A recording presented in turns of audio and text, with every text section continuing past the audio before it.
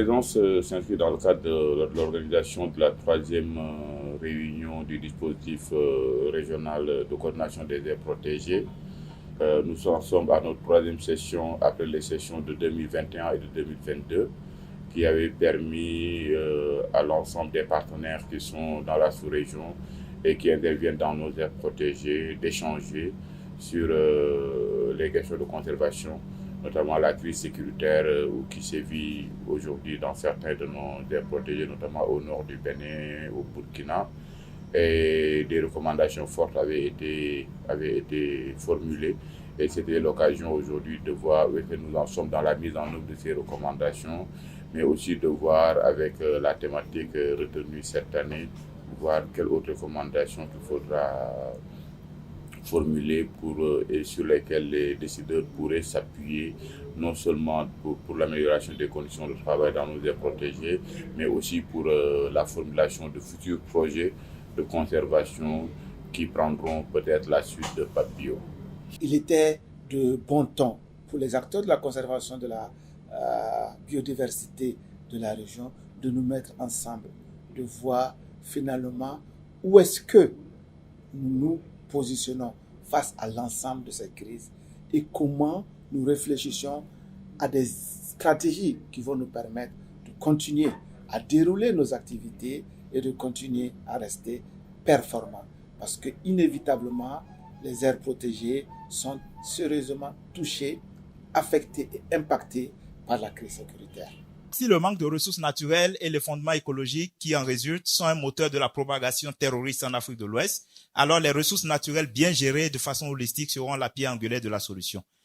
Nous pensons réellement qu'il y a ce lien entre la gestion holistique des aires protégées vu comme une contribution à la résolution de la crise sécuritaire. Et ça devrait vraiment être intégré dans nos approches et dans notre nouvelle philosophie de gestion des aires protégées. Le fait que actuellement les groupes terroristes ils cherchent à pactiser avec les communautés. C'est ça l'un des gros mal. La plaie, c'est à ce niveau. Ils recrutent aussi les jeunes aimants, je les appelle, qui aiment les gains faciles. Il y a aussi le recrutement des éclaireurs. Aujourd'hui, au niveau de tous les grands gares routiers, ils ont des éléments qui sont là pour informer que M. Bremou est dans le car numéro tant. M. Bremou est habillé de tel habit. On vient, il va dans la pleine brousse, on bloque le car, on rentre dans le car, on dirait qu'on connaît Bremou. Bremou, si tu ne réponds pas, ils te connaissent déjà, ils vont fouiller parce qu'ils ont. Ça, nos États et nos armées doivent être vigilants sur cet aspect-là. À mon avis, la maîtrise de l'espace, il faut la démographie. Ça va vous ressembler un peu contradictoire. Mais des milieux vides, c'est là justement où les djihadistes viennent s'installer le plus souvent. Plus il y a du monde, plus il y a des yeux qui les regardent, plus ils évitent, ils contournent. Alors, à mon avis, c'est plutôt la mauvaise gouvernance qu'il faut indexer dès le début. Nos territoires sont menacés. L'intégrité territoriale de nos États sont gravement menacées.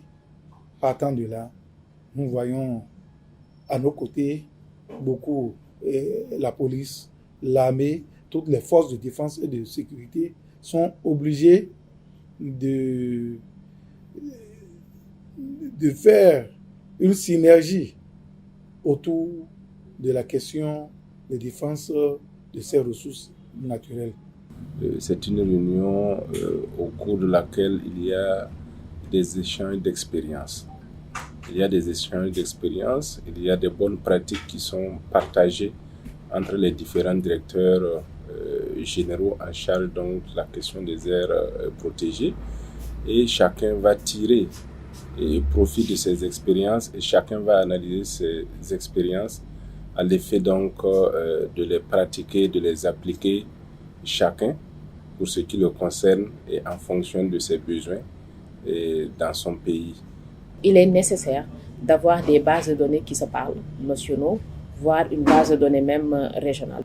J'espère aussi que nous allons pouvoir sortir avec des recommandations fortes, mais réalistes, et que nous allons réfléchir à trouver les canaux idoines afin que les décideurs que sont les ministres, les chefs d'État, puissent, ces recommandations puissent les parvenir et espérer avoir aussi une action de leur part.